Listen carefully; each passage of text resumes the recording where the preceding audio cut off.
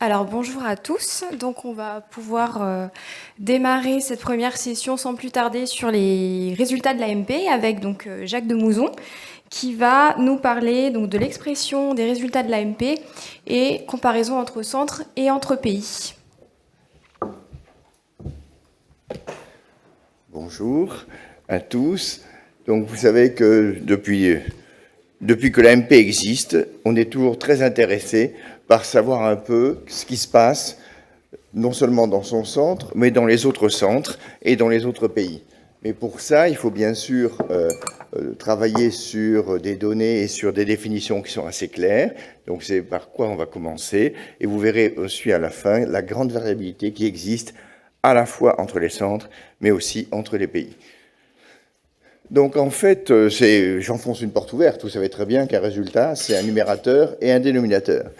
Et donc le numérateur, on peut choisir la grossesse biochimique, la grossesse clinique, la grossesse évolutive ou la naissance. Et en fait, la plupart du temps, on s'intéresse à la grossesse clinique parce qu'on a toujours le résultat, ou presque, qui est défini par une traduction à l'échographie, donc au moins un sac, qui est ou non des battements cardiaques, au niveau international en tout cas, ou la naissance, qui se définit après 22 semaines d'aménorrhée. Le dénominateur, on peut utiliser le cycle initié, on devrait pouvoir utiliser le cycle initié, mais on est loin de l'avoir toujours suffisamment, et on utilise souvent la ponction, voire le transfert. Alors je voudrais vous montrer l'importance de ces définitions sur un exemple totalement théorique. Dans un centre qui aurait 30% d'annulation, il y en a, qui a 80% de transfert par ponction, 25% de grossesse clinique par ponction, un taux d'avortement biochimique de 20% et un taux d'avortement clinique de 20%. Et donc avec exactement le même set de données, vous voyez au milieu, on a 25% de grossesse clinique par ponction, eh bien on peut aller de 39,1% de résultats positifs si on s'intéresse aux grossesses biochimiques par transfert, jusqu'à 14% si on s'intéresse au taux d'accouchement par cycle initié. Donc vous voyez, tout est valide. On a le droit d'utiliser les indicateurs qu'on veut, mais en tout cas, il faut qu'ils soient bien clairs et il faut bien voir que, suivant ce qu'on utilise, on a évidemment des niveaux de résultats très différents. Alors, on peut analyser ça avec des cycles individuels, les cycles avec transfert frais ou transfert congelé, les TEC, mais il y a quelques petits problèmes maintenant qui se posent depuis l'avènement du SET, parce que c'est pas forcément facile de comparer des SET à des DET, et aussi avec les frisoles, puisque dans les frisoles, on a beaucoup de cycles qui n'ont pas de transfert, et pendant longtemps, on ne faisait pas attention, on regardait le taux de grossesse par ponction et on oubliait d'enlever les frisoles. Alors, dans l'idéal, on devrait arriver à parler de taux de grossesse cumulé ou de taux d'accouchement cumulé par ponction, en incluant les TEC qui sont issus de la même ponction. On pourrait même, donc ça résout le problème des SET et des frisoles.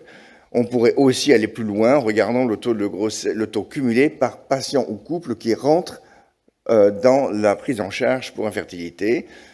Et on pourrait aussi analyser, d'ailleurs il y a des publications qui analysent le délai d'obtention de la grossesse ou de l'accouchement. Alors quand on veut regarder ce qui se passe entre les centres, on pourrait imaginer utiliser les taux bruts. Mais les taux bruts, j'enfonce là aussi une porte ouverte, on voit bien qu'ils sont inopérants et inutilisables, inacceptables, parce qu'il y a de grosses différences entre les centres de patientèle et de stratégie. On peut utiliser les taux par classe d'âge, donc ça c'est utilisé aux États-Unis, en Bretagne, en Grande-Bretagne, je vais vous montrer 2 diapos, ou des taux ajustés en France, parce qu'en France on est beaucoup plus intelligent que tout le monde, donc on ne fait pas des taux par âge, on fait des taux ajustés, avec l'idée qu'on ajuste sur les variables de confusion les plus importantes pour que tout le monde soit jugé à peu près à la même enseigne.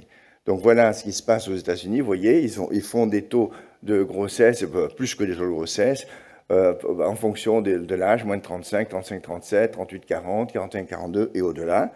Et la même chose en Grande-Bretagne, vous voyez, moins de 35, 35-37, 38-39, 40-42. Donc en France, on a fait le choix, enfin l'Agence de la biomédecine a fait le choix d'utiliser la méthode du funnel plot. Vous l'avez tous vu, c'est ça, le funnel plot. C'est-à-dire qu'on a une courbe moyenne qui est en orange horizontale, qui est la courbe moyenne sur la France, et on met autour les intervalles de confiance qui, évidemment, dépendent de l'effectif. Donc, c'est avec des petits effectifs à gauche et des gros effectifs à droite. Donc, ça donne cette courbe un petit peu curieuse. Et on met les centres au milieu de cette courbe en fonction, on met un numéro de centre en fonction du taux ajusté. Donc, chaque centre est placé selon son effectif rapporté et son taux standardisé. Le taux standardisé est standardisé selon les variables pronostiques majeures qui sont utilisées par l'Agence de la biomédecine et qui sont l'âge des femmes, le rang de tentative, le nombre d'ovocytes et le contexte viral. Et on produit, avec l'Agence de médecine, plusieurs taux. Elle produit des taux de grossesse, d'accouchement par ponction, transfert frais, en TEC, cumulés par ponction sur 2 ans. Alors ça, c'est intéressant parce qu'il est cumulé sur les vraies tentatives avec les ponctions et les vrais transferts TEC qui sont issus de ces ponctions. Et on donne aussi la fréquence d'accouchement multiple. Et vous voyez un peu comment ça se passe. Alors là, il n'y a qu'une des 2 courbes, puisqu'il y a quand même 105 centres, donc ils ne sont pas tous là-dessus, mais c'est pour vous donner une idée, avec des centres qui sont en dessous des courbes, qui ont des résultats particulièrement bas, ou au-dessus des courbes, qui ont des résultats particulièrement élevés. Alors, cette méthode, elle permet de juger des centres avec une population plus ou moins identique, en tout cas sur les variables d'ajustement, mais elle ne permet pas de comparer les centres. Alors là, il faut bien insister, on ne peut pas comparer les centres sur uniquement les taux, même ajustés, parce que les ajustements ne sont pas parfaits, et que faire une différence entre 28,1 et 28,2, ça n'a aucun sens. Donc, elle permet de voir si les centres sont dans une zone de normalité française. On peut discuter de la normalité française, on verra après. Et un inconvénient, c'est qu'un centre avec des petits effectifs peut se trouver dans la courbe normale, alors qu'un centre avec des plus gros effectifs, mais les mêmes taux, se trouvera hors de la courbe normale. Et donc l'idée pour l'agence, c'est d'essayer de regrouper plusieurs années pour diminuer l'intervalle de confiance et donc permettre de mieux comparer les centres. Alors, entre les pays maintenant. Entre les pays, vous voyez, quand on est français, on se situe en bas des courbes. Vous voyez, la France est située en rouge partout. Donc, pour ce qui est de la FIV classique, en termes de grossesse par ponction, en excluant les frisoles, bien sûr, vous voyez, on est le 5e pays le plus bas. En ICSI, pareil, sous 6e. En TEC, encore plus bas. Voilà. Donc, la France est très mal classée parmi les autres pays européens, et c'est vrai aussi, c'est pas vrai qu'en Europe, j'ai pas mis les données mondiales, mais c'est à peu près la même chose. Mais bien sûr, il y a de nombreuses différences qui ne sont pas forcément prises en compte sur les résultats globaux par pays, des différences d'âge, de stratégie de prise en charge, de l'infertilité, de qualité des registres. Par exemple, on pourrait dire qu'en France, étant donné qu'on a droit, les patients savent qu'ils ont droit à 4 tentatives, point, on a beaucoup de mal à éliminer les patients ou à déconseiller les patients qui ont très peu de chance, alors qu'aux États-Unis, comme ils doivent payer, bien évidemment, on a plus de facilité à leur dire que c'est peut-être pas intéressant. Alors, dans ces courbes-là, vous avez vu, il y a beaucoup de petits pays qui sont en haut, mais il y a aussi des grands pays. J'ai noté ici la Grande-Bretagne, l'Espagne, l'Allemagne, la Belgique, qui sont tous au-dessus du niveau des résultats français. Donc, j'ai essayé de comparer les cas favorables avec âge, qui sont définis uniquement sur l'âge, là. Âge inférieur à 35 ans, et voilà. Et regardez les taux cumulatifs. Quand on regarde les femmes de 35 ans, la France est un peu mieux placée. Vous voyez, elle est un peu en dessous de la moyenne, mais pas très loin d'un certain nombre de pays, mais enfin, elle est quand même pas dans le peloton de tête. Quand on regarde maintenant le taux cumulatif par ponction, alors il y a 2 choses qui sont intéressantes là-dessus. C'est que en vert, les barres vertes, c'est le taux d'accouchement cumulatif par ponction qui est organisé par taux décroissant.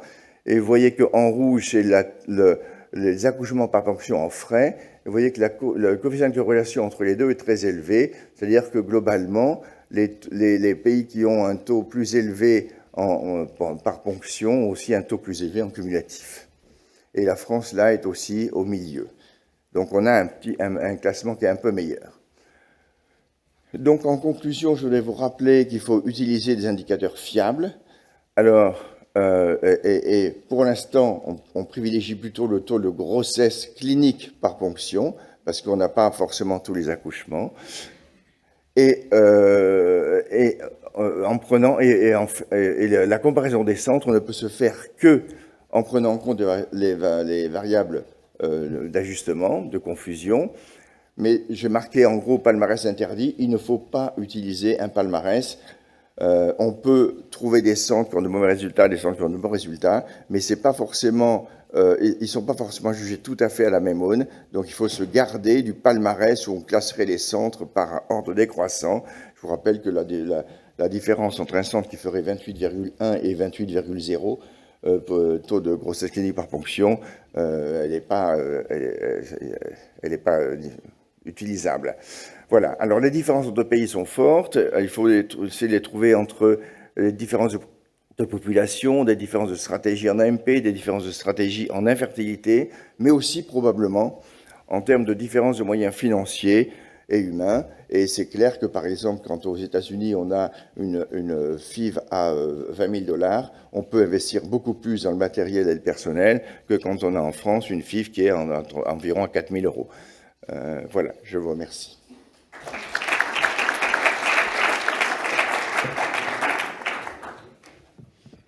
Donc merci beaucoup Jacques, c'était très intéressant de faire le point sur ces différents éléments. Est-ce qu'il y a des questions dans la salle? Je vois des mains qui se lèvent. Donc, François.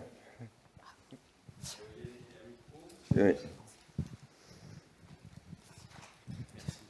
Merci Jacques pour ces topos. C'est drôle parce que ça fait 30 ans qu'on discute de ça, que les choses ne changent pas. Il y a 30 ans, je suis allé faire une année de stage aux États-Unis dans ce qui était probablement à l'époque le meilleur centre de FIV du monde et qu'il est encore. Et le matin, je travaillais dans un labo qui faisait aussi les bêta-HCG. À midi, j'allais dans la partie clinique et j'apportais la feuille des résultats de grossesse. Et ces taux étaient de 50%. Et je venais de Clamart où nos taux étaient de 25%. Et je me souviens quand je suis rentré en France et que je disais ça, personne ne croyait. Ça a été le fruit de nombreuses réunions scientifiques où on disait ils trichent, ils mentent, ils replacent plein d'embryons. Et finalement, aujourd'hui, j'ai l'impression que c'est un peu la même chose, c'est-à-dire que on cherche toujours des excuses pour trouver les raisons de nos différences, mais on ne cherche pas vraiment à essayer de voir. Moi, je trouve que ce qui était frappant, c'était des différences de matériel incroyables, des différences de personnel extraordinaires, et aussi un désir d'excellence que nous n'avions pas, pour être honnête. Tu disais tout à l'heure que parce que les gens payent aux États-Unis, ils récusent les gens. Moi, je crois que j'ai vu des tas de très mauvais cas, mais ils y arrivaient mieux avec un contrôle de qualité différent. Et je crois que c'est quand même important qu'à un moment donné, on change un petit peu d'idée, de pas se dire oui, mais c'est pas les mêmes populations, hein, mais essayer de trouver le moyen que on puisse alerter les pouvoirs publics en disant, je sais pas, les labos, enfin la FIV, ça coûte beaucoup moins cher, donc on a moins de moyens, donc on a moins de personnel, et peut-être que tout ça fait que nos patientes ont moins de chance. Et une patiente aujourd'hui, elle a quand même moins de chances d'avoir un enfant en France qu'aux États-Unis. Ça, c'est indiscutable. Même s'il y a des différences entre les centres, oui. Mais je suis assez d'accord avec l'idée que pour moi, les deux facteurs majeurs de différence, c'est le fait qu'en France, on a la tradition on va du plus simple vers le plus compliqué, alors qu'il y a des tas de pays où il y a un problème d'infertilité, on va d'emblée à l'AMP, et donc on présélectionne des populations qui sont moins fertiles probablement. Et le deuxième aspect que tu as bien souligné, et moi je suis persuadé aussi, c'est la différence de moyens techniques, et en nombre de personnel probablement, la différence de moyens, parce que je ne crois pas trop à la différence de moyens de qualité des personnes, parce que je pense que l'enseignement français est correct là-dessus, que les gens sont bien formés, mais en tout cas la différence de moyens, elle est majeure entre la plupart des pays où la FIV est plus chère et la France. Merci Jacques pour un sujet sensible. où les points de convergence, ils sont assez rares pour être soulignés. Mais je ne suis pas du tout d'accord avec toi sur une chose. On a des moyens, mais on n'a pas la culture de résultat. C'est ça la différence. On dit obligation de moyens, mais moi j'aurais aimé rajouter obligation des résultats. C'est très simple. Alors, on ne peut pas comparer entre pays, on ne peut pas comparer entre centres, on peut comparer des croix, premièrement. Deuxièmement, j'aurais aimé, tu définis la population que tu souhaites, prendre des cas de bons pronostics. Et montre-moi l'amélioration depuis 40 ans. Il n'y en a pas. Moi, je l'ai calculé. 0,2% par an, alors que l'activité a été multipliée par 4, le coût de revient par 5 ou par 6, et on reste toujours abonné, tu l'as bien montré avec élégance, par rapport à d'autres pays européens, que ce soit de petits volumes, de gros volumes d'activité. Non, moi, je ne suis pas d'accord. Il faudrait vraiment imposer la culture des résultats. L'imposer, il n'y a pas d'autre mot. Aujourd'hui, la FIV, ce n'est pas pour avoir une grossesse biochimique ou clinique ou que sais-je. C'est pour avoir une naissance take home baby. Pour moi, s'il n'y a pas d'enfant, il n'y a pas de succès. Deuxièmement, moi, ce qui me gêne, on prend toutes ces données comme la vertu de Dieu. Je prends des données françaises. Or, une bonne partie de ces données sont erronées. Erronées. Pas de temps ressort, bien entendu. Entendons-nous bien.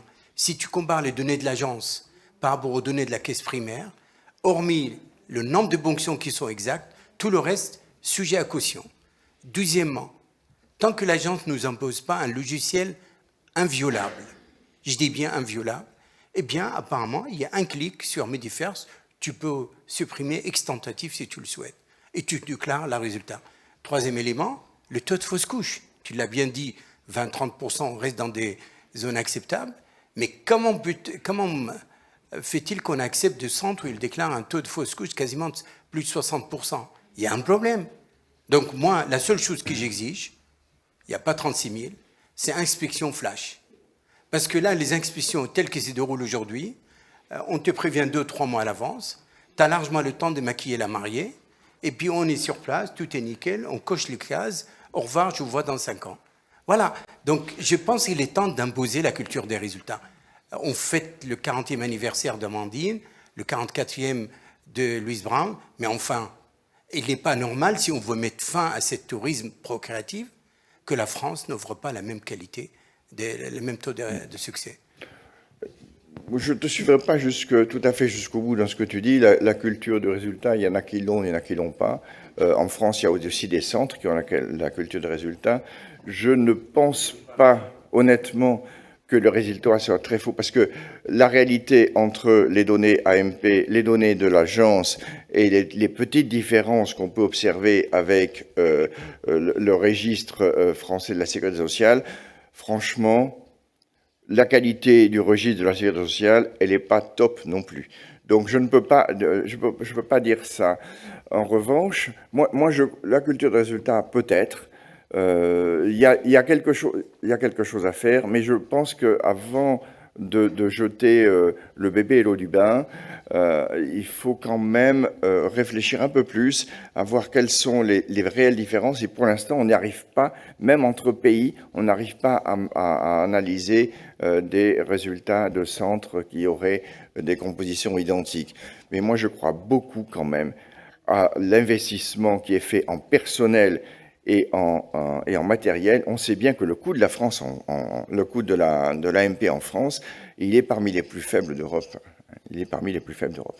Merci beaucoup, Jacques. Et on va pouvoir passer à la suite. Nous avons le plaisir d'inviter le professeur Garcia Velasco de nous parler de la prise en charge des échecs répétés de FIV, sujet qui nous préoccupe particulièrement. Donc on espère apprendre plein de petits secrets pour améliorer cette prise en charge de ces patients très difficiles. Merci, Monsieur Garcia Velasco. Vous avez 20-25 minutes si on veut garder quelques minutes pour les questions. Okay, thank you. Bonjour à tous. And I'm sorry my French is not very good, so I will try to speak in English. Thank you very much to Unilabs, to my friend Monsef Ben Khalifa and Sylvia and all the Unilabs team. And the idea is to discuss a little bit about implantation failure. As Dr. Demusson just mentioned, implantation failure is extremely common. We all see patients on a daily basis that they come to us, we transfer one embryo, and it doesn't happen. So we have to think what is the reason behind it. And we can discuss about results as you were discussing now, but I think there are many issues that we may have in mind. What is the equilibrium here between the embryo and the endometrium? Just briefly, just a couple of slides on some numbers on the patients that we see in our center in EVI, coming from France. Last year, we did in a whole group, we did almost 6,000 first consultations. You see almost half of the international patients that we see in EVI are from France. So it's a huge population. And these are the different indications. This is why French patients come to us. Oocyte vitrification, insemination, mostly in single women. Egg donation with PGTA, not very common, which is a little bit controversial, and we could discuss on that. Egg donation, almost 1,000 cases, and IVF with PGTA. So many different cases, mainly, of course, oocyte donation. So what is the implantation process? It's a very delicate combination between the embryo and the endometrium, and we don't fully understand it. There's a lot of research being done on this topic, and still, probably due to this combination of different molecules that, in humans you have this pleiotropism. So if you kill one system, there are other systems that will overlap and do the function. So this makes research on this process extremely complicated.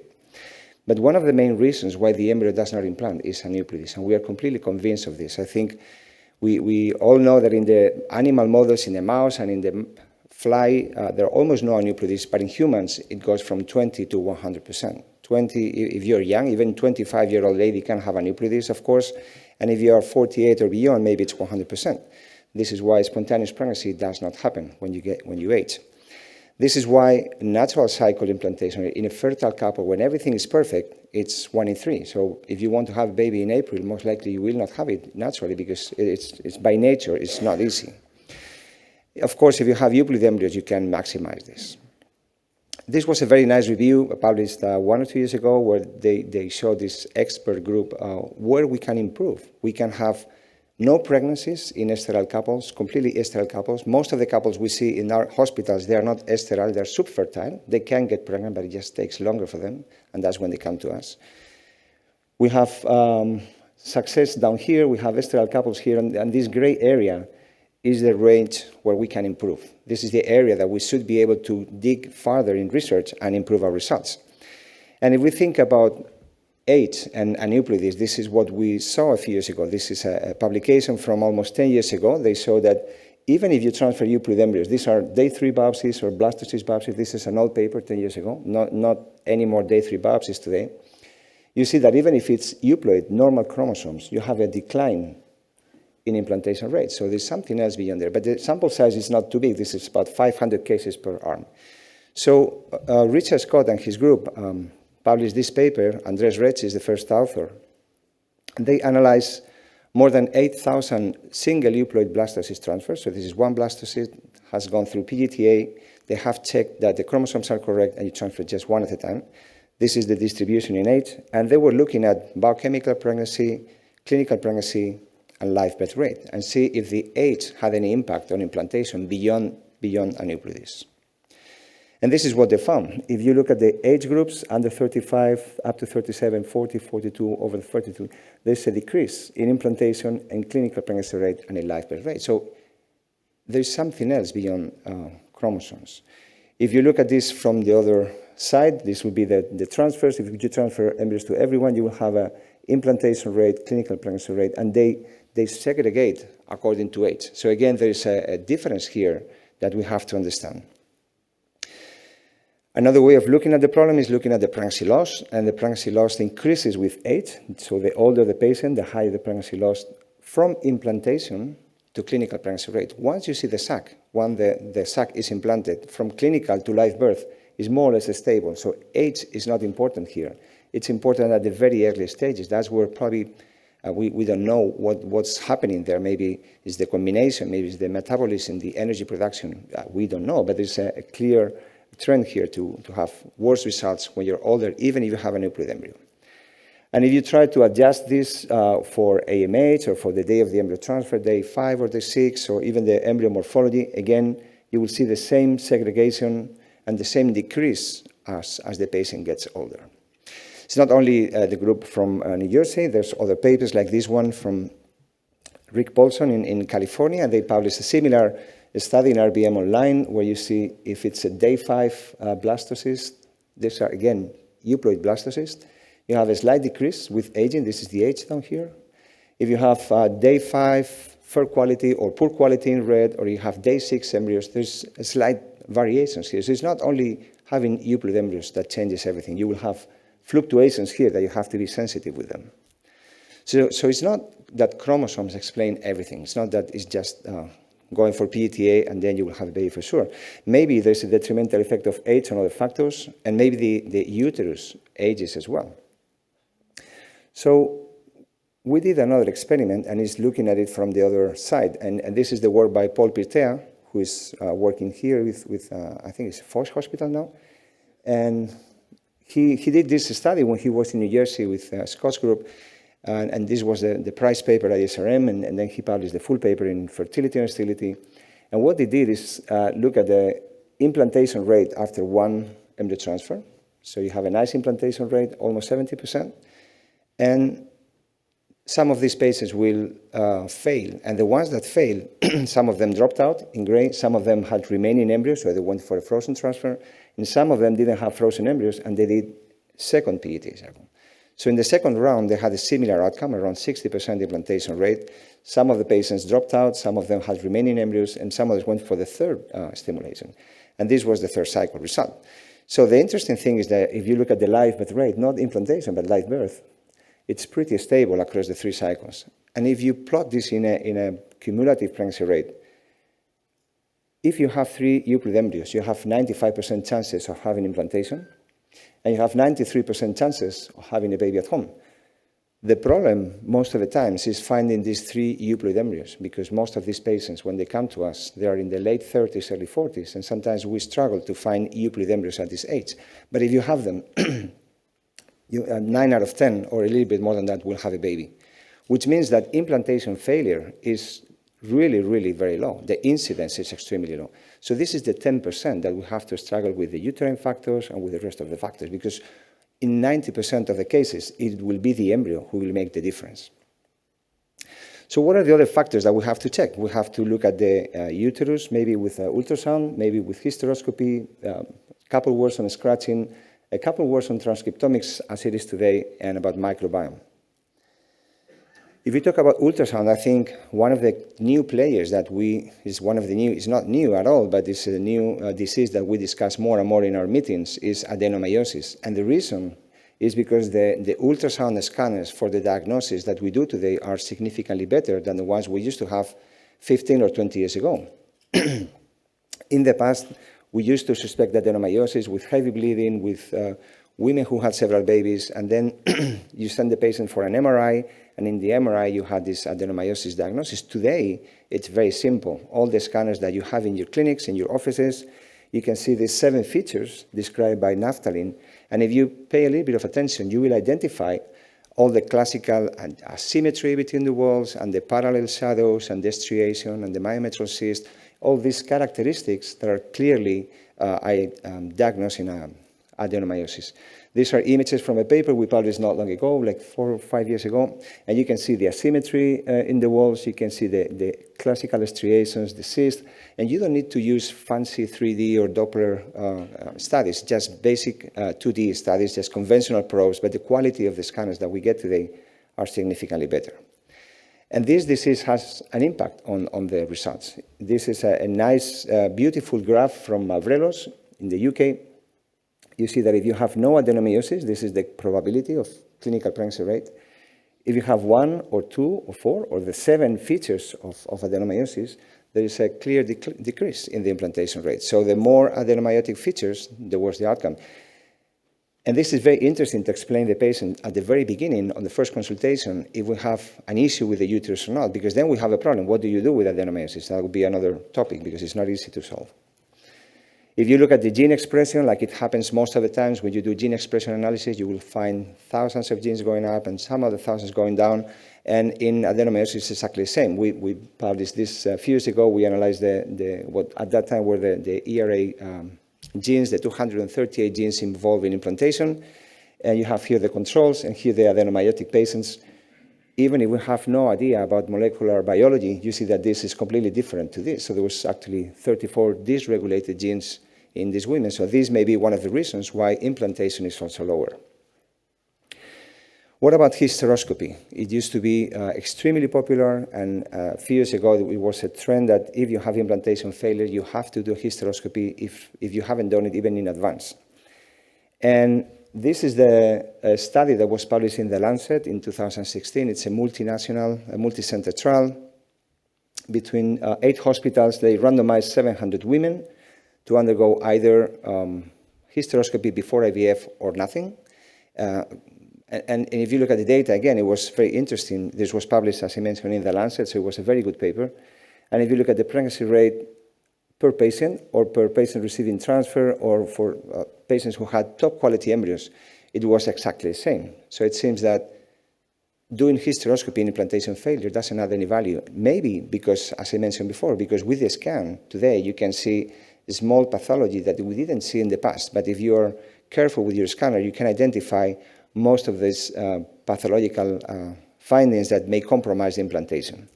Same with the scratching. You have this large study published in the New England Journal of Medicine, again, a fantastic journal. You have more than 1,000 patients randomized, and again, live birth rate was exactly the same. So scratching, which is simple, is cheap, but the patients go into Google, they see it's good for you, and they ask, please, doctor, can you do a scratching of my uterus? And then the doctor says, well, why not? But honestly, this is the result. This is what happens. Probably it really doesn't work. What about transcriptomics? I think this is a very interesting area, and I think we had a lot of expectations in this test. We had this idea that the window of implantation was the same for all patients. Then some data was showing that could be pre-receptive or post-receptive or a very narrow window of implantation.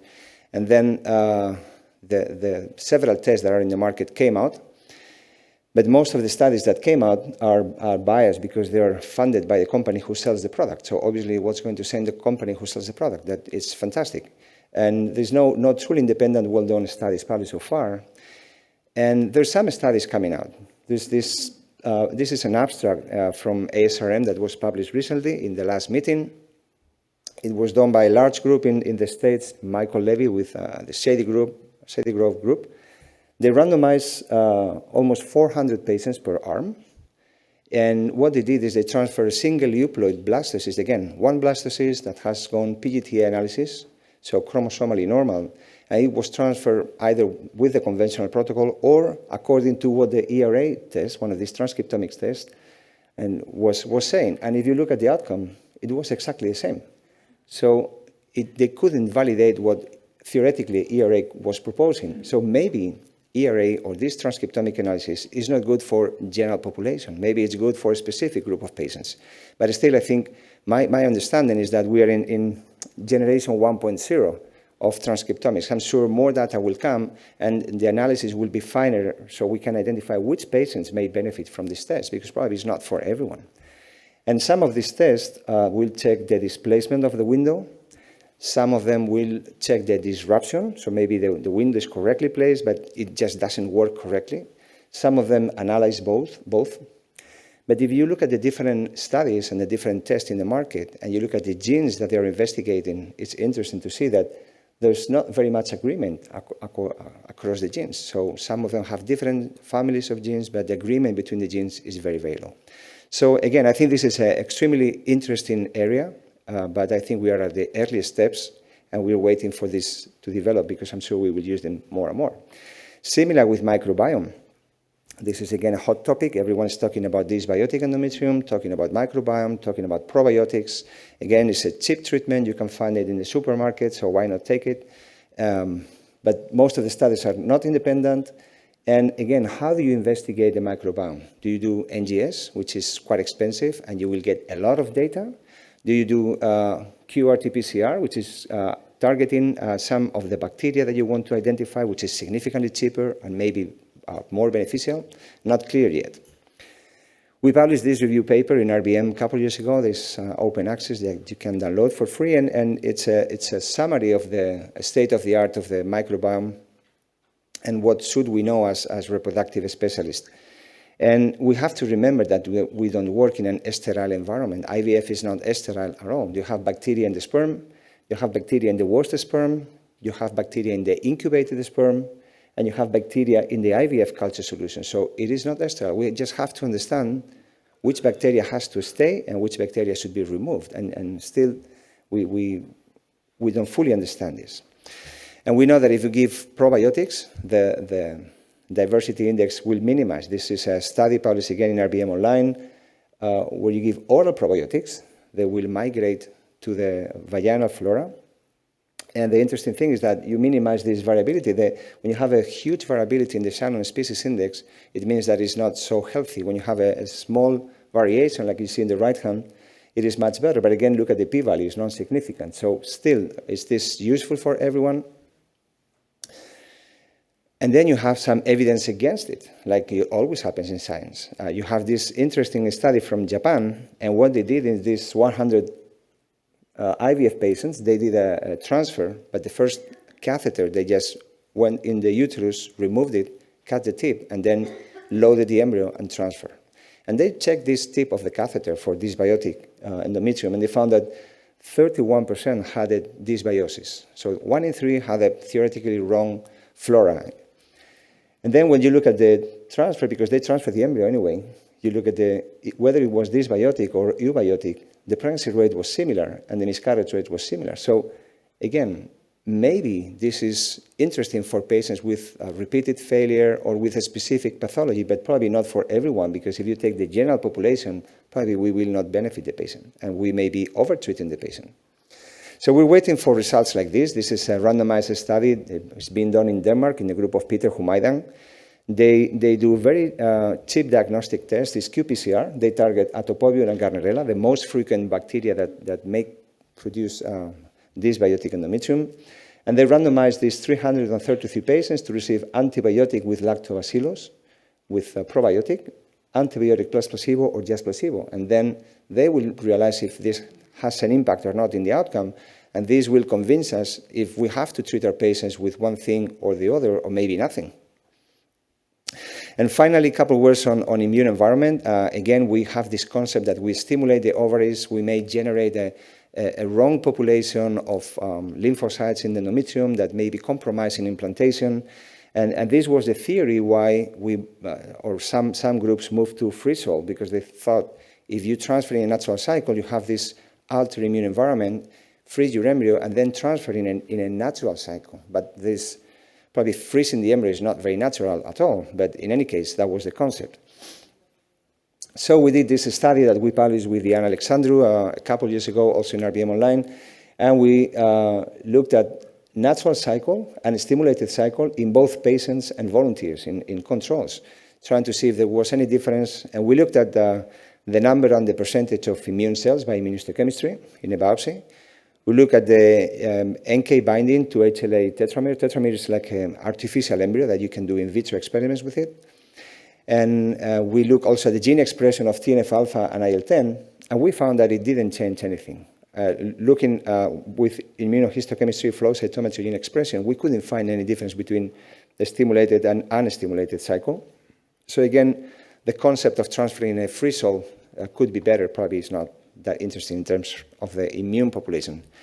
So finally, to conclude, Mr. Chairman, the main driver of implantation is the embryo. If remember the data from Pirtea, we have 3 great embryos, chances are 9 in 10. True implantation failure is very, very limited. Again, if you have good embryos, all the rest may work, but there will be 5 or 10% of these couples that may benefit from extensive investigations, and maybe from upfront investigations, so we can increase the chances in the first cycle. But still, we have to consider the uterine morphology. I think we have a little bit more attention than we used to. We used to think that the uterus is always fine, it will be receptive no matter what, but we have to be a bit more careful with that.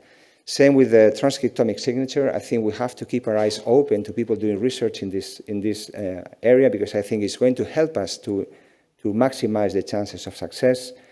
The microbiome is still a hot topic. The problem is that patients are taking probiotics because they buy them in the pharmacies, they're cheap, they're risk-free, so why not take them? And it's going to be very difficult to discriminate if they have any impact or not. And the same for the immunology. I think still we are understanding if women who have autoimmune diseases benefit for sure, but the ones that do not have autoimmune diseases, what is the point of doing so many immune investigations? Thank you very much. Thank you very much for this very interesting presentation. Now we have maybe 5 minutes to discuss. So if you have any question, Professor Amama. Thank you. Thank you, Johan, for this clear and very relevant talk. So you're speaking about, I understand your rationale relate to select haploid embryo for replacement. So, but as you know, over 35% of haploid embryo is not viable. My question is, you don't speak about viability. It's primordial. I totally agree with your conclusion. Second one, I totally agree with you also, relate to identify subgroup of patients to detect the good timing to replace embryo. And of course, I share totally your critical point of view relates about all endometrium signature or from like ERA or another one. So the main question is how we achieve these results, you know, because if you comparing between group of patients, this is bias explain why there is no any comment in terms of interesting gene to use as a very relevant parameter. So for this reason, according to me, the only way to avoid this big bias is to take the same patient as own control. By this way, you can comparing. So we applied this definition about one paper that we published the last year for a true repeated implantation failure. Without test, you still about 10%. With the test, you increasing up 25, 30%. So for this reason, I am in favor of case per case, you know, and I'm in favor to add the 10% plus in terms of expense to save the attempt than that to consider, because I know the Foch paper of Paul Berthier, but if you keeping in mind, you take into account the price of 3 attempts to achieve for all this group of patients, so it's very high in the United States of America, about $100,000 for 3 patients, for 3. If you combine haploid test, PGTA and haploidy, viability test and endometrium test, maybe you need just only 1 attempt. What do you think about this management for repeated implantation failure? Thank you, Samir. It's a good way of looking at it, because if you think of what we do, all of us, on a daily basis, we go for trial and error. We do an approach. If it fails, then we try something different. And if it fails, we do some tests, and then we keep trying until it works. Theoretically, the ideal world would be have all the tests done up front, and then you can target that. The problem with the transcriptomics is that when the study was done with such an idea, it didn't work. Especially the Sadie Grove study. And I think I agree with your concept of going case by case and having the patient as a control. The problem is that to validate the study, to validate any study, you have to have a randomized trial. And the validation is what really shows if it works or not. And for instance, with PGTA, it happened. There's only one validation study, one non-selection study done with NGS. We talk about PGTA, but PGTA is not the same in all the platforms. Some of them have a high error rate. Some of them have a minimal error rate. So you need a non-selection study. That means you biopsy the embryo, you transfer without knowing the result, and wait for the outcome. And whether it's a baby or a miscarriage or a negative test, then you open the box and say, okay, this is true or this is not true. This is how you can validate it. With the transcriptomics, it's exactly the same. We should be able to do a validation study and do it blindly. And even though the Sadie Grove study was not blinded, it was, I think, a very honest example of criticism. And I think we are physicians. We like simple questions and simple answers, at least me. And if I have a problem, I want the test to tell me black or white, and then I do what the test says. But science and biology is not as simple as that. Sometimes we have to try new things, validate them. If they work, we continue. If they don't work, we have to find the answer somewhere else. And I think we are still in the very early steps, because honestly, I think that technology is going to help us to move further. Technology has helped us to be where we are today. Why do we have the success rate that we have in 2022? Much better than in 1980 or 1990, because of technology. Better culture media, better labs, better technology, and probably transcriptomics will be one of these. Yeah. One more question. Juan, thank you for your complete talk. Especially after seeing the result of Jacques de Mouzon, we are very impressed by your 60% pregnancy rate. But on one slide, I was surprised by the very high number of patients below 35, which we don't see at all in my office. For example, I see one every 2 months. So my question is, do you still do IUI, or do you put mostly all patients directly to IVF? Good point. Thank you. I agree with you that the under 35 population is from New Jersey. My practice is like yours, and probably like most of you. We see patients in the late 30s, early 40s. Women under 35, they're egg donors. We don't see patients, very, very few. And when we have very young patients, sometimes we still do IUIs, but the number of IUI has decreased dramatically every year. And the reason, I think, is mainly because, well, first of all, we are a referral center, so IUIs are done in any offices, so probably they have done them. But even if they haven't, patients are fully aware of the success rates. It's public, I mean, it's open, and they know that IUI is time-consuming. It's not very effective. It's going to increase a little bit what they do at home, not much. And they know that IVF today is quick. It's not 20 or 30 days. It's just 10 or 12 days. Success rates are more than double. And that's why we try to explain to theoretically ideal patients for IUI to go for 3 IUIs. And the immense majority, after 1 or 2, they say, enough, I want to move to IVF. Even some of them, not very common, but some of them still come and say, I want to do an IVF cycle. And we try to tell them, listen, maybe you don't need this.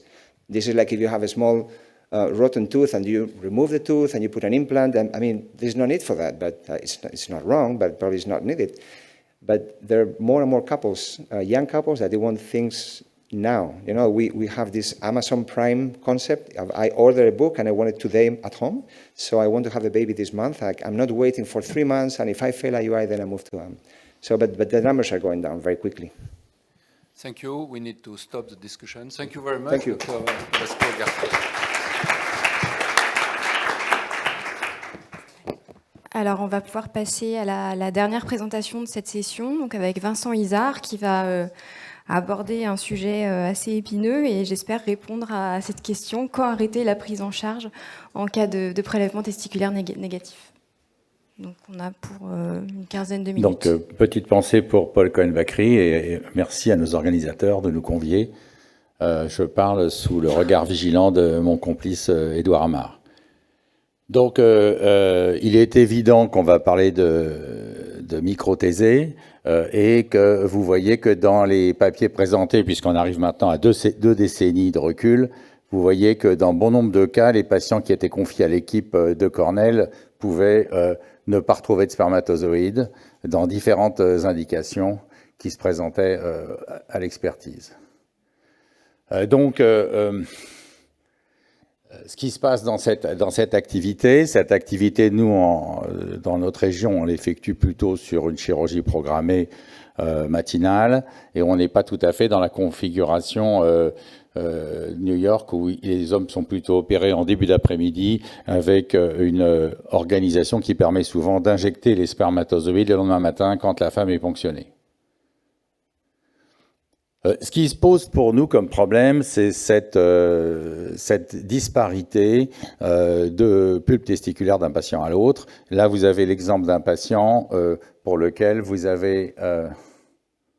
c'est pas le bon. Bon. Au secours. Voilà, je me suis... vous avez l'exemple d'un patient, je ne sais pas comment marche la laser.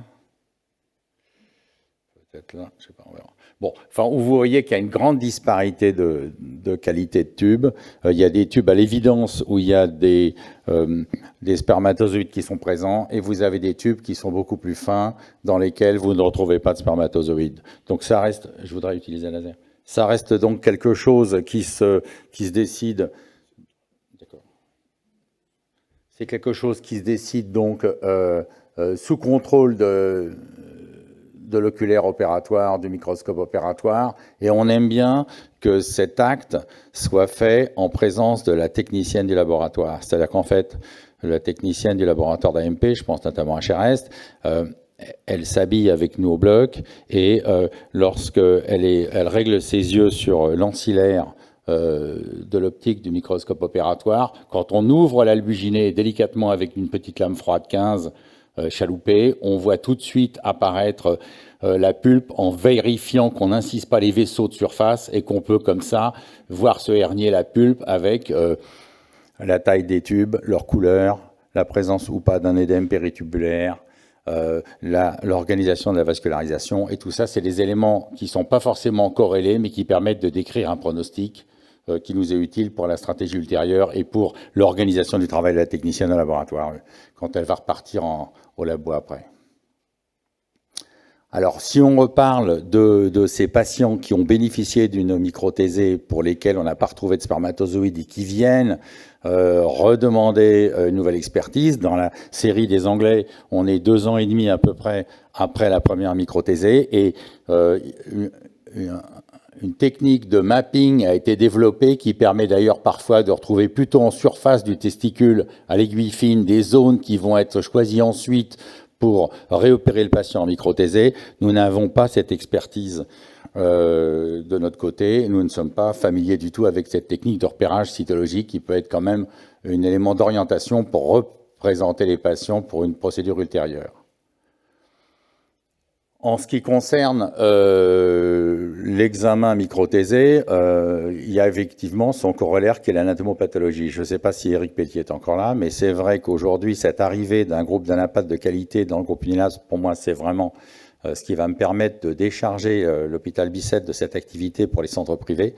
Mais je pense que c'est vraiment une belle chance pour nous de voir arriver dans les équipes que nous formons des gens consacrés à l'anatomopathologie. En fait, cette anapathe, non seulement c'est pas les meilleurs tubes qu'on donne en anapathe, puisqu'on les garde pour le projet thérapeutique, mais en plus, on l'a bien vu avec l'équipe de Schlegel, qui a une énorme hétérogénéité dans les comptes rendus d'anapathe. Vous voyez ici le panachage avec du Sertoli only qui peut cohabiter avec l'atrophie tubulaire, avec une arrêt de maturation ou avec une spermatogénèse normale dans les différentes indications. Ça veut dire qu'aujourd'hui, il faut que même si on fait de la microthésée, on donne un prélèvement en anapathe qui soit suffisamment contributif. Et certains se demandent d'ailleurs s'il ne faudrait pas plutôt donner toute la pulpe aux gens de la PMA pour qu'ensuite ils décident, eux, de confier les éléments cytologiques résiduels à l'anapathe pour une fixation qui serait plus histologique mais cytologique, mais qui permettrait en tout cas de ne pas passer à côté d'un prélèvement pourvu de spermatozoïdes qui a été filé dans le formol. J'ai eu il n'y a pas longtemps un patient pour lequel on n'a pas retrouvé de spermatozoïdes, mais il s'est énervé en voyant qu'il y avait quelques spermatos dans l'échantillon qui avait été confié au pathologiste. Notre ami Kentaro Ishioka de Kyoto, qui est un mathématicien de l'épididyme et du testicule, il a, en revoyant cette technique de microponction de surface en mapping, a proposé, et ça avait attiré mon attention et je m'y suis mis un petit peu de temps en temps, avait proposé de remplacer la technique équatoriale classique de l'équipe de Cornell par une technique coronale médiale qui, elle, d'ailleurs, est beaucoup plus propice à la fermeture par surjet. Et c'est vrai que cette technique, elle permet de dépioter tous les camemberts lobulaires du du testicule, et dans certains cas, on la préfère à la technique classique équatoriale. Je rappelle que la technique équatoriale de Silber, elle donne un très grand jour sur le centre du testicule, qui est peut-être finalement la zone la moins bien vascularisée de tout le testicule, et elle ménage un peu les apports vasculaires des différents pôles, mais quand un hématome survient au sein de cette ouverture équatoriale, des problèmes peuvent survenir dans la suite au niveau du devenir du testicule opéré. Donc j'ai envie de dire, quand arrêter la prise en charge quand il n'y a pas de spermato? Alors bien sûr, il y a les cas des patients qui ont fait des biopsies ailleurs, dont vous avez les arguments évidents pour dire que la biopsie était mal faite, qu'elle a été faite dans des mauvaises conditions, ou que le patient était dans des conditions qui étaient très différentes de celles de maintenant. Donc contextualiser le projet parental, sachant qu'il peut s'agir d'un homme jeune qui vient avec sa maman, qui avait un suivi endocrino-pédiatrique chez Claire Bouvatier et qui vient à 21-22 ans au moment où il est en train de faire ses études pour savoir s'il faut lui faire sa biopsie maintenant ou un peu plus tard, quelle que soit la situation génétique. Il y a l'homme avec une femme qui correspond à ces hommes qu'on voit en pratique libérale, avec une femme jeune ou moins jeune, et puis il y a toutes ces données cliniques dans lesquelles on va bien sûr tenir compte des éléments qui interviennent pour les deux, comme le BMI, l'habitus, le sevrage tabagique, le patient qui est en horaire de 8 et qui va bientôt être peut-être amélioré dans l'hygiène de vie par en formation. Bref, en tout cas, ce qui est sûr, c'est que le verdict échographique devient indispensable et on a besoin d'avoir des praticiens de qualité. Et quand on a eu des biopsies antérieures, le fait qu'il n'y ait pas d'anapathe, c'est mauvais signe. Le fait que l'anapathe soit transmise avec les blocs de paraffine, avec les lames qui arrivent du Maghreb, pour qu'on puisse les faire relire par le service d'anapathe en question avec lequel on travaille, ça nous permet souvent de mieux éclairer le verdict antérieur. Donc cette rencontre avec le couple, les informations du gynécologue et du biologiste de l'AMP, je vous rappelle qu'en France, tous nos biologistes AMP voient nos patients, médecins ou pharmaciens, ils ont une vraie consultation avec nos patients, et dans le remplissage des logiciels, il y a une confrontation des pensées de chacun, et parfois le chirurgien urologue n'a pas eu accès à des informations qui sont fournies par une Victoria Vindal, une Ada Kasdar, une Anne Leduc et autres, qui permettent parfois de dire attention, il y a des éléments que tu n'avais pas. Aujourd'hui, l'accueil des sécos, c'est un accueil très humain, qui est pas un accueil discriminant. Les gens viennent avec une lettre, mais ils sont très bien reçus. Et aujourd'hui, il y a juste ce bémol de l'inquiétude des patients qui émerge aujourd'hui avec les décrets de septembre qui sont attendus sur l'identification du donneur, qui inquiète certains, qui commencent à dire, j'irai peut-être à l'étranger pour le don de gamètes. Mais c'est vrai qu'aujourd'hui, les colorations font qu'on ne parle pas tellement d'adoption plénière, mais parfois on parle de l'adoption sans filiation qui peut s'organiser avec les pays du Maghreb, et on donne les petits conseils qui rassurent les couples au niveau de leur programmation, de leur projet, avant de rediscuter de la suite. On est tous d'accord pour dire qu'opérer un testicule, c'est le condamner au silence pendant 1 an. Donc c'est vrai que quand on a fait une biopsie un peu précaire, alors que la femme avait 42 ans et que l'urologue a opéré les 2 côtés, alors que peut-être qu'un seul aurait suffi a posteriori, c'est se priver de la chance de réopérer l'autre côté 3 mois plus tard, à un moment où l'âge féminin devient le maillon faible. On va rapidement passer sur les techniques qu'on peut améliorer au labo pour aller dans l'innocuité et faire en sorte que les résultats soient les meilleurs. Il y a vraiment des papiers chinois surprenants sur tout ce qu'ils arrivent à faire en microponction avec des aiguilles fines dans les azospermies non obstructives. C'est sur des standards que nous n'avons pas atteints dans notre région, pour parler en tout cas de ces disparités entre les pays. Ce qui est sûr aussi, c'est que Nadia est peut-être là, on avait fait venir, grâce à Teddy aussi, des techniques de vitrification innovantes qui sont surtout intéressantes dans les cryptozoospermies, mais on a tous des dossiers où on est content d'avoir congelé des spermatos en vitrif dans l'éjaculat, parce que la biopsie est bien plus désertique que l'éjaculat. Et aujourd'hui, quand on décide d'opérer le testicule, on s'aperçoit que c'est souvent trop tard, au moment où la crypto est devenue azo. La série chinoise dit d'ailleurs qu'en dehors des cas où l'homme a moins de 35 ans et la femme a moins de 30 ans, la plupart des temps, c'est raisonnable d'attendre de passer à la zoospermie pour évoquer la biopsie quand on est crypto. La varicocèle, je passerai vite dessus, en sachant que si on décide de la traiter, parfois ça prend du temps et ça retarde. L'extemporané On sait tous que quand on voit des grosses cellules en salle d'op, on voit bien que les spermatozoïdes ne sont pas là et qu'on est sur un bloc méiotique dans lequel c'est pas la peine d'aller faire l'autre côté, mais c'est pas tout à fait cette présentation qui sévit dans le cas des azoospermies non obstructives. Je voudrais dire un mot quand même a posteriori dans l'analyse qui fait qu'on reprendra un patient qui avait une biopsie négative ou pas, c'est l'expertise dans laquelle excelle notre ami Teddy, c'est-à-dire revoir la fonction lédigienne, puisque maintenant on regarde plus testo-LH que FSH inhibine B, c'est-à-dire que la testo totale, la testo biodisponible, évoquer éventuellement le rapport AMH testo, savoir si on suit bien la testo, si on démarre par des tout petites doses de citrate de clomifène dans un contexte RAMM. Évidemment, évoquer aussi pour ceux qui s'excitent sur la prise d'anastrazole, parce que c'est un peu à la mode maintenant, notamment dans les Klinefelter qui arrivent d'outre-Atlantique, savoir si on se met dans des bonnes conditions pour optimaliser la production des petits tubes les plus gros parmi les différents tubes du testicule. Donc tout ça, c'est des arguments qui font qu'à posteriori, on a l'impression qu'on a fait ce qu'il fallait lors de la première biopsie, et tous ces éléments, s'ils ont été pris en compte, ce sont autant d'éléments pour dissuader le couple d'être candidat pour une réintervention, et ça nous incitera plutôt vraiment à arrêter la prise en charge. Donc voilà, je passe un peu rapidement là-dessus, mais c'est cette idée, là aussi, qui fait intervenir ici le poids dans l'organisation d'une décision sur le gars qui a un BMI à 40 par rapport à l'intervention de l'obésité qui a été planifiée et par rapport au délai qu'il faut se donner pour pouvoir avoir du recul avant de réintervenir. Et ces deux visions, est-ce qu'on augmente la production de testo par le biais d'un inhibiteur d'aromatase ou est-ce qu'on agit directement par un anti-œstrogène? Ça, c'est des choses qui sont maintenant évoquées et qui font partie de l'analyse des dossiers pour lesquels on évoque une réexpertise. Donc le contexte chirurgical péropératoire donne une idée, les données biologiques péropératoires aussi, donc là où on a vraiment envie d'impliquer les techniciens de la MP avec nous, parce qu'on sait que c'est eux qui vont passer du temps après, et on a maintenant des biologistes qui font des diplômes de microchirurgie, donc on pense maintenant qu'il faut peut-être que nous les biologistes, les chirurgiens, on aille un peu plus dans les labos pour voir un peu le travail qui se fait en paillasse. Et il faut peut-être que, bien sûr, nos biologistes ne soient pas simplement des gens qui viennent à l'entrée du bloc pour chercher le prélèvement. C'est aussi pour nous peut-être l'occasion de nous équiper en microscope inversé dans les salles d'op, on n'en a pas, et savoir qu'un microscope inversé, ça peut peut-être permettre de récupérer la lame, puisqu'on peut regarder sans lamelle, et que si la lame est stérile et qu'il y a des spermatos sur le prélèvement diagnostique immédiat, on récupère le prélèvement et on le confie au thérapeutique. Après, c'est aussi quel va être l'investissement au laboratoire après. Il y a parfois des hôpitaux universitaires et hospitaliers qui ont des structures laboratoires qui ont peut-être plus de temps pour que les techniciens aient plus de temps. Donc là aussi, c'est un petit signal à nos amis d'Unilaps pour dire qu'on est épaté par la puissance de feu de nos techniciennes par rapport au travail qu'elles abattent dans ce laboratoire.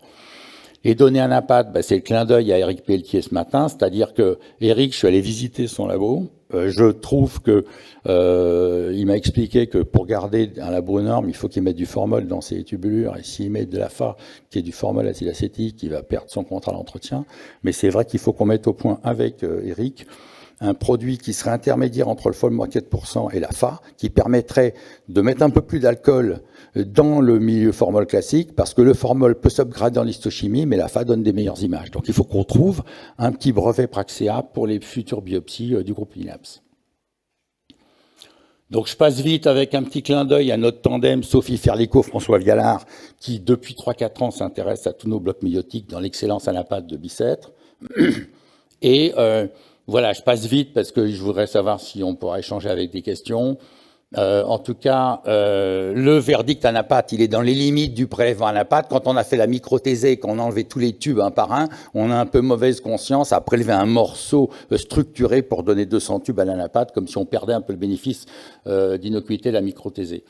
Bien sûr qu'il faut contrôler la pulpe testiculaire à distance dans ces deux versants écho et hormonaux, mais il y a plein de papiers qui disent qu'on ne peut pas corréler avec la taille des testicules en microthésée et que il y a même des gens qui ne sont pas sûrs que l'assainissement hormonal lédiguien préopératoire soit vraiment indispensable. Donc, je passe vite sur ce bilan génétique pour dire que dans les analyses des choses qui font qu'on poursuit le projet ou pas, on doit anticiper sur les éléments d'obsolescence. Je pense notamment au Klinefelter. Il y a des délétions à ZFC pour lesquelles on n'a pas d'éléments de pronostic pour dire comment ça va se passer, puisque souvent les testicules sont d'ailleurs pas très hypotrophiques.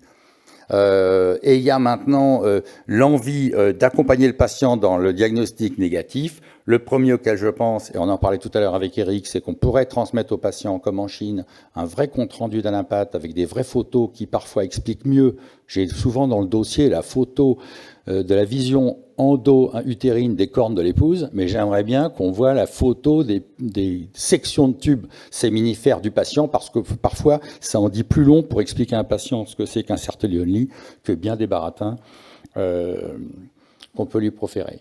La deuxième chose, c'est on est un peu démunis avec les nouvelles études. On a parlé du prix tout à l'heure du NGS. On a la notion de cette consanguinité chez les ascendants de monsieur et l'idée qu'on peut peut-être s'organiser pour faire du séquençage quand on peut disposer du sang des deux ascendants du patient pour s'y retrouver.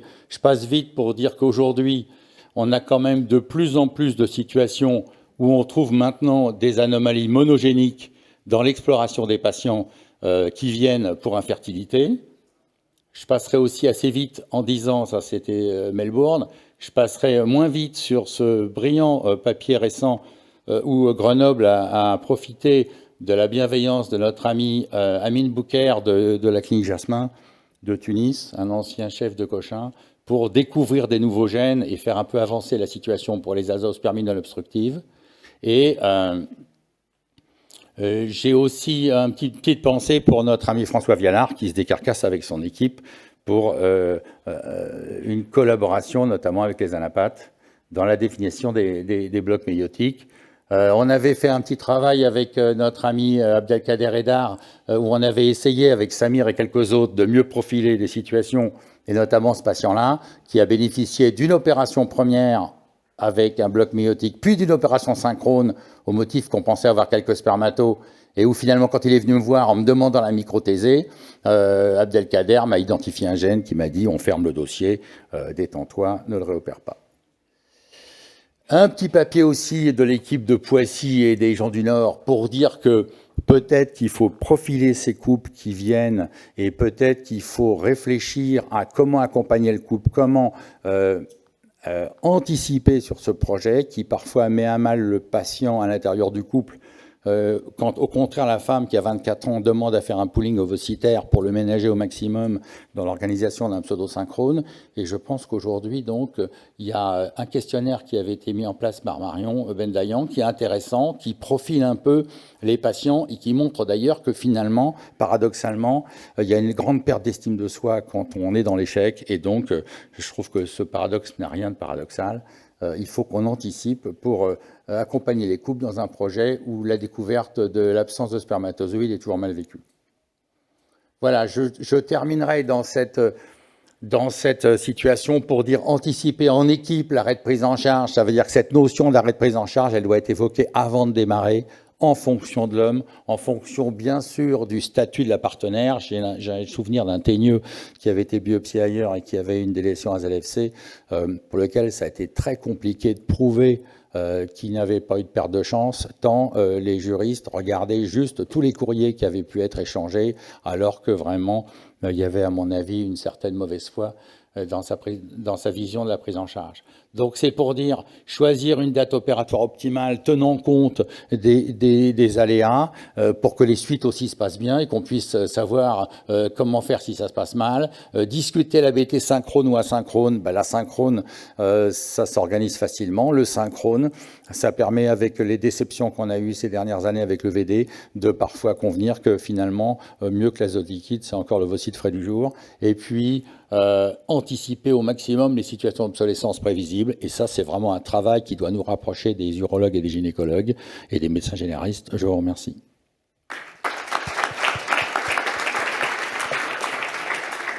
Merci beaucoup, Vincent. Donc, on a 2 petites minutes pour des questions rapides dans la salle.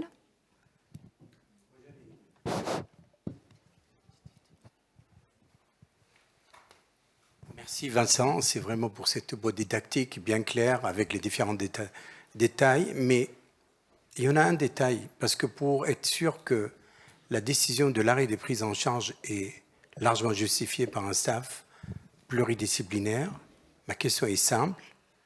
Combien en France y a-t-il quand Vincent Isard, Teddy Amar ou Peter Schlegel, pour être sûr que finalement l'urologue et l'andrologue de surcroît mettent tout le monde sur une piste qui permet aux patients d'être libérés et s'orienter vers d'autres solutions, d'autres alternatives type don de sperme.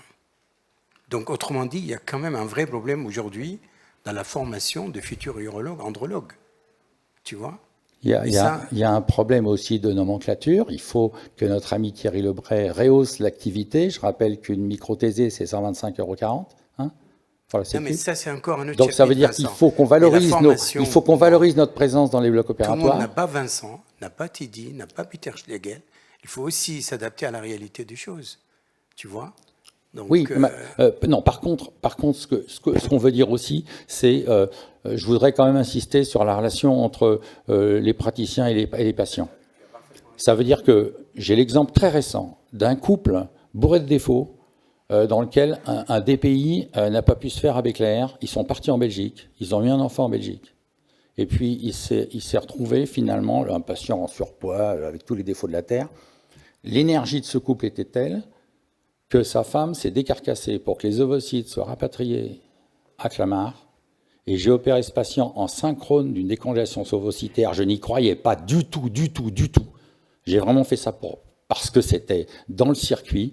Et sur un des deux testicules, effectivement, sur 3 petits tubes dans un tournant, j'ai trouvé 3 petites zones blanches qui font que, bon, bien sûr, il y a eu 17 ovocytes décongelés, il y a eu finalement 2 embryons viables qui n'ont pas pris, ils ont réussi à faire 2 paillettes. C'est-à-dire qu'on est quand même dans cette idée que Schlegel était vraiment visionnaire en s'intéressant à la totalité du testicule, mais nous, maintenant, on doit se rendre compte que cette chirurgie n'est pas anodine, qu'elle est invasive pour le testicule, et je reprends ce qu'a dit Marion Bendayan avec l'équipe de Boitrel, tout ce qui sera fait pour créer du lien avec le couple, pour les valoriser dans ce qu'ils sont, puisqu'ils sont 3, il y a un homme, une femme et un couple. Il n'y a rien de bancal dans un tabouret à 3 pieds. Donc tout ce qui fait qu'ils valoriseront leur situation et qu'au contraire, on essaiera de convenir que c'est pas forcément l'intérêt de l'enfant à naître que d'arriver dans un circuit où on méconnaît les causes de stérilité, tout ça, ça nous est crédité quand il y a des complications. Donc il faut qu'on crée ce lien et tout le monde est utile dans l'équipe pour créer ce lien. C'est pas une histoire de Hamar, de Schlegel ou de Isard, alors bien sûr qu'en France, quand on dépasse 1 heure et demie dans le bloc, on énerve tout le monde. Bien sûr qu'en France, quand on occupe le bloc à 8 heures du matin et qu'on l'occupe pas toute la matinée, on se fait engueuler parce qu'on a grillé une vacation pour un copain qui aurait pu prendre la place. Donc il y a une culture à développer ici. Et ce que je peux dire simplement, moi, c'est qu'à Foch, maintenant, j'ai Madec avec Cyril Guillotantet. À Bicêtre, j'ai maintenant Cédric Lebac avec Valentin Keller. Le plus beau cadeau qui m'est arrivé récemment, c'est l'arrivée de William Akakpo à Cher-Est et l'arrivée de Mario Douin à la Muette. Donc ça veut dire que c'est ces gens-là qui doivent prendre le relais. Et ces gens-là, quand ils sont là en disant le synchrone, même pas en rêve, c'est vrai qu'ils ont un peu raison. Ça veut dire que l'organisation de notre vie fait qu'on peut pas toujours s'organiser au mieux pour le patient, mais je voulais, à travers cette saloperie de sujet que vous m'avez filé, vous remercier tous, parce qu'on travaille avec énormément de plaisir autour du groupe Unilabs et de son implication. C'est ça que je voulais dire. Sylvia, une question ? Oui, merci Vincent de ta présentation et de ton travail au quotidien pour sortir d'affaires ces types de situations extrêmement difficiles.